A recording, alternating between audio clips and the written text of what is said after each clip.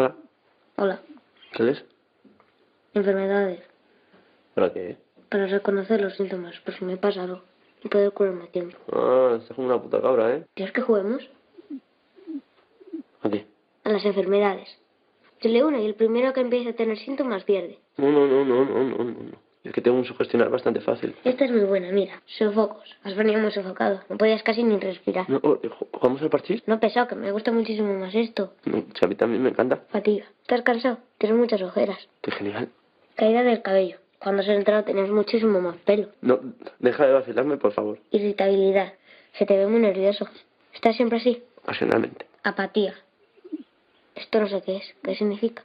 Básicamente es cuando no puedes hacer nada, cuando te pesa la vida. O sea, tú. No, hombre, tengo mucha felicidad. Pérdida de deseo sexual. ¿Qué tal con tu novia? Perfecto, extraordinario. Yo creo que la tengo contenta. Pues me alegro. ¿Y yo? Depresión. Tristeza. Vale, ya está. Ha ganado. ¿Qué tengo? Menopausia. Qué gracioso eres. Me voy. No te vayas. ¿Y el niño caprichoso quiere que me quede ahora? ¿Y eso por qué? Porque estás muchísimo peor que yo. Una cero, vamos a por otra. No, por favor. Sí, está chulísima, ¿eh? Mira. Bienvenidos a La Teoría de la Mente.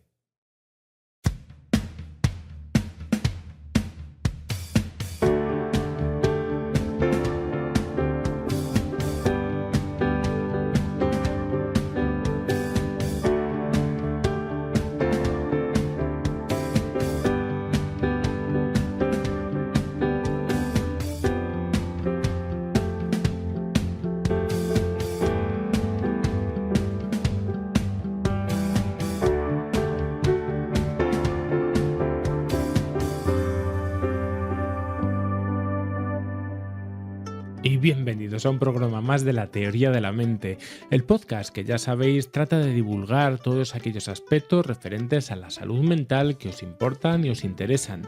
Somos miembros de Amadag, www.amadag.com y de La Teoría de la Mente. Y para contactar con nosotros, pues ya sabéis, al 91-119-8157, siempre por la tarde, horario de secretaría a partir de las 4. ¿Que queréis otros medios? Bueno, pues info@amadag.com también, o si queréis y estáis ahí dispuestos a ellos, bajaros nuestra aplicación La Teoría de la Mente, que ya sabéis está tanto en iOS como en Android. Ponéis La Teoría de la Mente en el buscador y ahí aparece.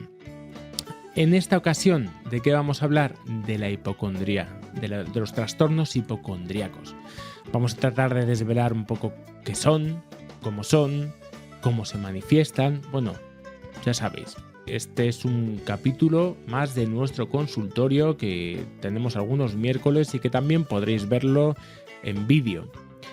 Creo que es un tema bastante interesante porque toca en el fondo muchos de los trastornos de ansiedad. Así que bueno, tampoco me enrollo mucho más, que no me gusta mucho enrollarme en la entrada, ni daros tampoco demasiadas expectativas. Así que nada, empezamos, esperamos que este episodio sea de vuestro agrado.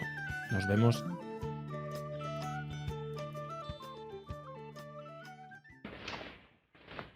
¿Y a usted qué le duele? Pues muchas cosas. A veces siento neuralgias en la espalda, después las piernas. Siento que no puedo aguantar la flebitis. Y los pies, si viera cómo se me hinchan. Oh, y la cabeza. Ay, siento como que se me va, pero la jaqueca se me queda.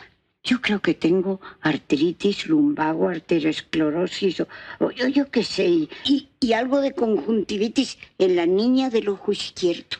¿Pero cuál niña? Si a su edad ya debe haberse casado. Vaya usted a saber.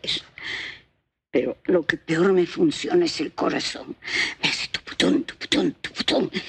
Y en las noches no duermo. Pues nomás le falta moquillo. Yo creo que también lo tengo, doctor. Si yo tengo de todo. Y a mí me late que no tiene usted nada, que está más sana que yo. Cállese, doctorcito, no lo vayan a oír. A ver, dígame la verdad. Yo no sé ya qué más enfermedades inventar para que no me manden a la casa. De manera que no tiene usted nada.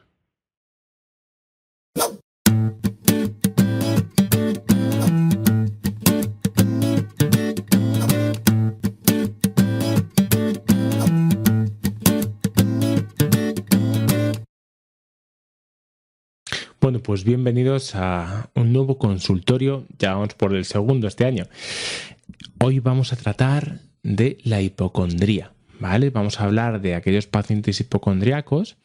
Digamos que hay dos tipos de pacientes hipocondríacos, el que casi nació así, el que ha sido así durante toda la vida, el que siempre ha tenido este esquema de preocupación acerca de su cuerpo, y luego se habla también de hipocondria cuando algunas personas, a raíz de aparecer o de que les suceda una experiencia traumática desde un punto de vista ansiógeno, es decir, personas que han tenido ataques de ansiedad, personas que han tenido alguna dificultad con la ansiedad, personas que han tenido de repente un trastorno, empiezan a desarrollar síntomas hipocondríacos de preocupación. Por ejemplo, diríamos, son aquellas personas que sufrieron un ataque de ansiedad, se tuvieron que ir a urgencias del hospital y desde entonces están chequeándose constantemente porque la relación con su cuerpo de alguna manera cambió. Bueno, deciros, yo soy Rubén Casado, nosotros formamos parte de AMADAG, que es la Asociación Madrileña de Agorafobia, donde tratamos desde hace más de 16 años a pacientes constantemente y estamos especializados en ansiedad, ¿vale? Y en concreto algunos subtipos de ansiedad, como puede ser la fobia social, la fobia social, la agorafobia, las crisis de ansiedad, el trastorno obsesivo compulsivo, síntomas como la desrealización, despersonalización. Bueno, haríamos un compendio ahí, pero bueno, como que estamos especializados en una serie de trastornos concretos, ¿vale? No en todo. Por otro lado, también esto forma parte de este programa divulgativo que es la teoría de la mente. Ya sabéis, existe incluso una aplicación que os podéis descargar tanto en iOS como en Android, donde podéis estar al tanto de las últimas noticias y de los últimos comunicados, entradas del blog, podcast, vídeos que estamos grabando como este. Entonces, bueno, pues simplemente vais a vuestra tienda en Google Play o en el Apple Store y lo bajáis. La teoría de la mente, ¿vale? Bueno, vamos allá. Como os digo, siempre se me olvida esta parte, pero es importantísima. No es un consultorio médico, ¿vale? Tenemos que ser muy responsables en ese sentido y no podemos decir las cosas a la ligera, pues porque nos dedicamos de una forma, creemos, responsable al ejercicio de nuestra profesión. Entonces, esto puede ser tomado como un material de referencia, pero esto no es tomado como un material de diagnóstico. Tendréis siempre que contrastar todo esto con vuestro médico de cabecera, el psicólogo o el psiquiatra. Bien, entonces, bueno, vamos allá. Vamos a hablar de tres palabras que a veces se confunde: lo psicosomático, lo somático y la hipocondria, ¿vale? Yo creo que es importante que definamos estas tres palabras para poderle darle un sentido, yo creo que más rico a todo esto que pretendemos hablar. Primero, lo psicosomático. Cito. La palabra psicosomático hace referencia a un proceso psicofisiológico, es decir, proviene de la relación entre la mente y el cuerpo, en el que una enfermedad física hallada por procedimientos médicos puede estar influida, mantenida o incluso agravada por factores psicológicos. Bueno, con psicosomático tenemos la capacidad que tiene la mente para agravar aquellas dolencias que pueden tener un origen físico. Pues, por ejemplo, podríamos hablar del colon irritable, podríamos hablar de la úlcera. Por supuesto, la úlcera, la parte inicial es el Helicobacter, es decir, es una bacteria. Ahora bien, si tenemos una ansiedad prolongada, es cierto que la mucosa de las paredes del estómago se va a resentir porque va a ser mucho más ácido todo el líquido digestivo, ¿vale? Entonces, vamos a ver que cuando existe ansiedad, la mucosa se va en este caso, pues se va a ver afectada, aparte de que exista ya una base física. Lo podemos ver en procesos como las dermatitis, lo podemos ver, la relación entre mente y cuerpo no es una relación que podamos percibir como separada. Es una relación que, a pesar de que tampoco tenemos una información extraordinaria acerca de ello, porque se hacen muchas elucubraciones que no tienen por qué ser verdaderas, sino que van cambiando según cambia el viento, pero es cierto que podemos establecer una relación concluyente entre mi estado físico y mi estado mental. ¿Vale? Esto es que decían de mens sana in corpore sano. Pues volvemos a reafirmarnos en ello. Es importantísimo, por ejemplo, para muchos pacientes con ansiedad hacer deporte, porque les ayuda a canalizar esa ansiedad y eso también les revierte en una mayor salud. Es decir, no podemos obviar que una cosa y la otra están unidas. Vamos con la segunda definición: somatizar. ¿Vale? Con somatizar estamos, refiriéndonos a una queja física que ocasiona malestar en la persona que lo padece en ausencia de causas orgánicas que lo expliquen. ¿Vale? Es decir, las personas se quejan de determinadas dolencias que son reales, pero para las cuales no hay hallazgos biológicos que puedan aportar un diagnóstico médico, por lo que se prejuzga la participación de factores psíquicos. ¿Vale? Somos capaces de generar síntomas a pesar de que físicamente no haya una razón contundente para que se puedan producir. Por ejemplo, podríamos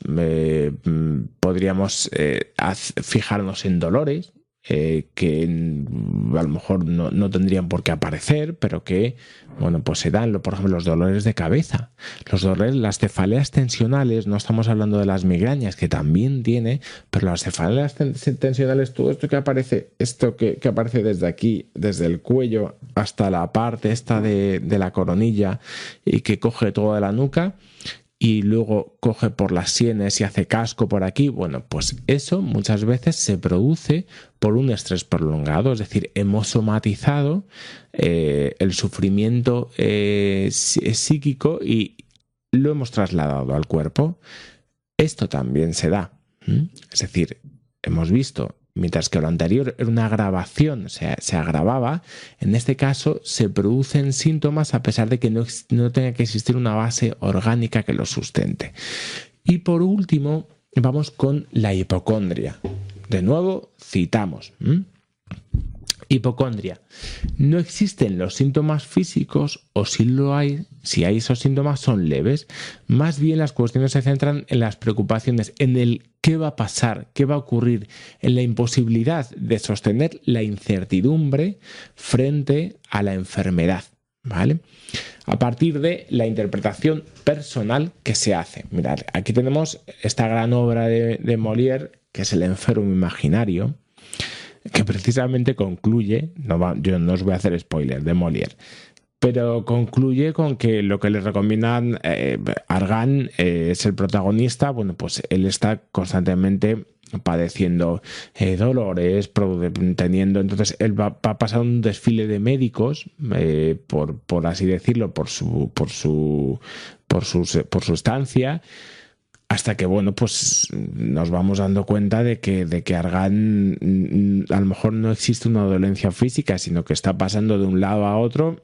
Total, que lo que le recomiendan, con todo ese conocimiento que ya tiene, como tienen muchos hipocondríacos en base a la medicina, es que le recomiendan que hasta se haga médico, ¿no? Entonces,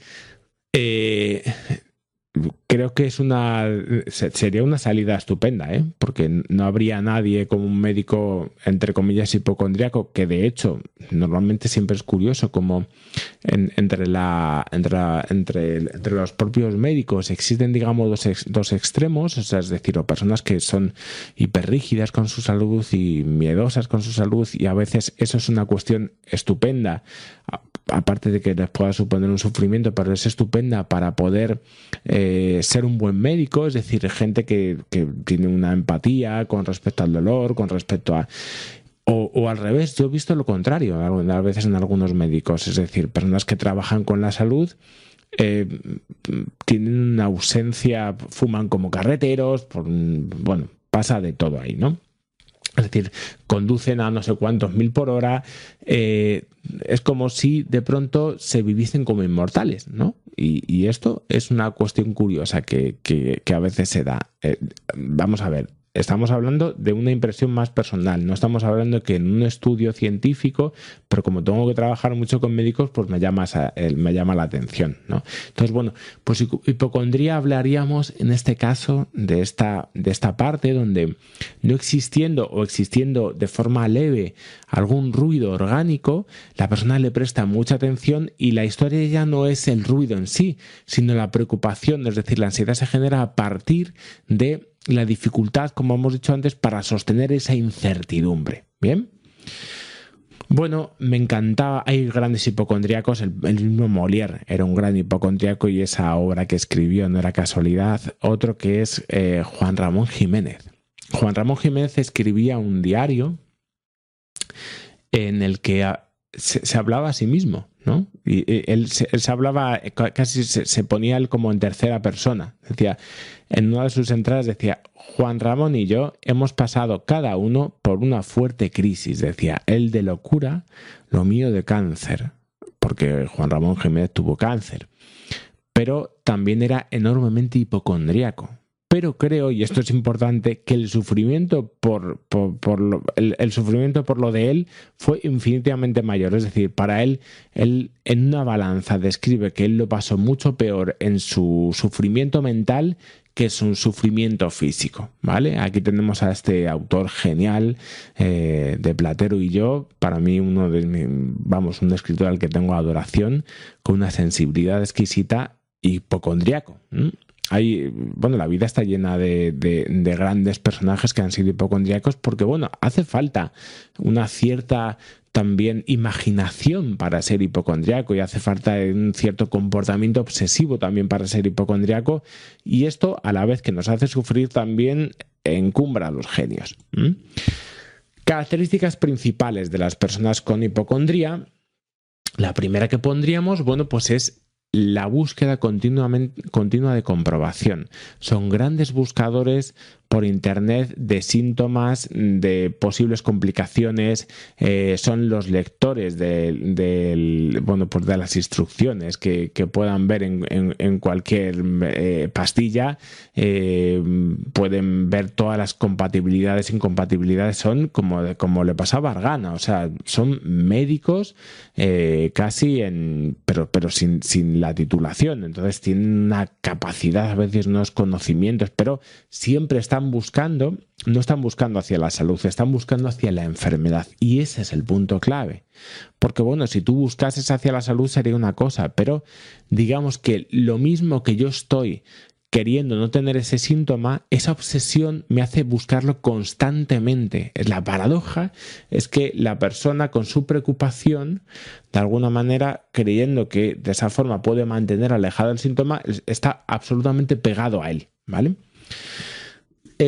Otras son personas que están constantemente chequeando, y es que últimamente se están inventando una serie de cosas que, claro, son un paraíso.